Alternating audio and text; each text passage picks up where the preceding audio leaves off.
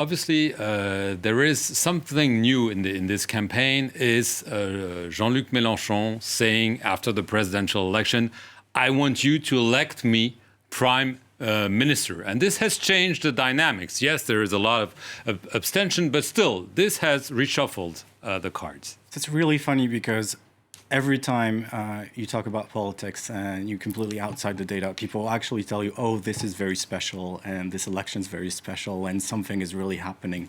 But when you look at the dynamics, in a sort of non-passionate way, I have my opinions, but trying to put them aside and just look at the numbers, kind of the same things are happening, from one campaign to another. If you just look at the numbers, like for instance, a very simple model for this election, when you look at the Français de l'étranger, is just to sum the score that Mélenchon, Jadot, and Hidalgo did in this circumscription. So it's actually a very simple thing.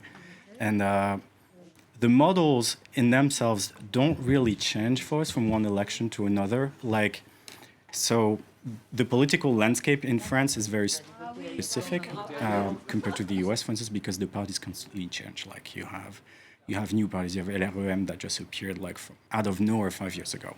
And yet, the underlying trends are always the same. And what we assume in our models is that you have these trends that, go under the political landscape of France. And these parties are sort of emanating out of this, coming out of this underground strength. And I'm not saying this is the truth, but this is good enough to make predictions based on past elections and, using the data, the polling data that we have for the current election.